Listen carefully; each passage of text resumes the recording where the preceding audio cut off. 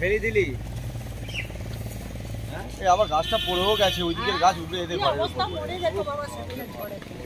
একবারে পুরো চাল চাপা পড়ে গেছে। গোড়াটা যে খুলে দিয়েছিল মনে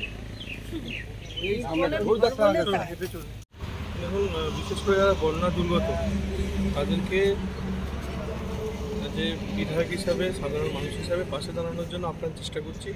আমাদের যেমন সীমিত ক্ষমতা, আমরা তো সরকারি মাল আমরা পাই না, যেটা পাই সেটা আগের বছর পেয়েছিলাম কিছু, সেটা তো দেওয়া হয়ে গেছে।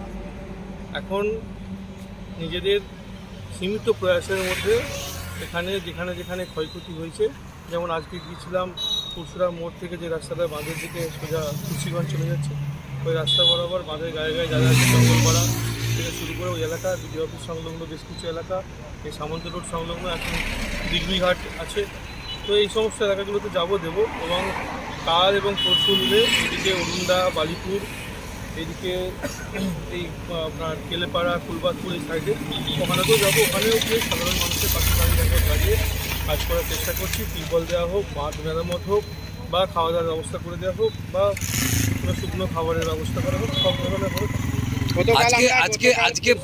আজকে বন্যা পরিস্থিতি নিয়ে পুরসুরার বিডিও অফিসে দেখা গেল যে জেলা শাসক, মহকুমা শাসক থেকে শুরু করে এসপি সকলে উপস্থিত। তারকেশ্বরের বিধায়ক আছে পুরসুরাতে, কিন্তু পুরসুরার বিধায়ক নেই, কি বলবেন?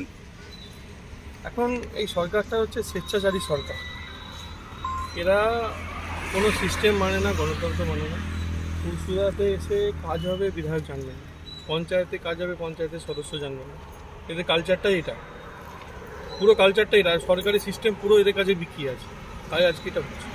এবার আছে যারা তিরপলের একটা কাঠামো ছাউনি করে ওখানে আছে, তাদের কাছেও একটা তিরপল পৌঁছায়নি, ওরা তো পিডিও অফিসের পাশেই, সরকারি যে পিডিও অফিস আছে তার পাশেই, তাদের দিকে নজর পড়েনি। এরা নাকি এখানে ব্লকে কাজ করেও বিধানসভায় কাজ করে। আজকে আমরা সেখানে গিয়ে তিরপল দিয়ে আসি।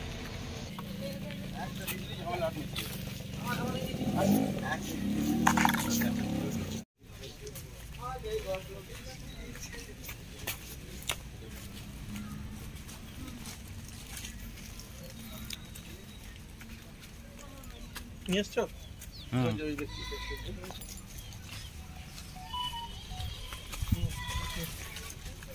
আর কি আছে?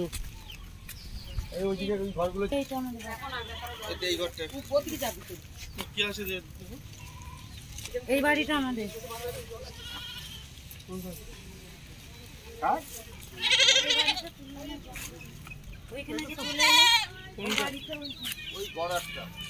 তুলেছি গো, এগুলো ভালো করে খাওয়া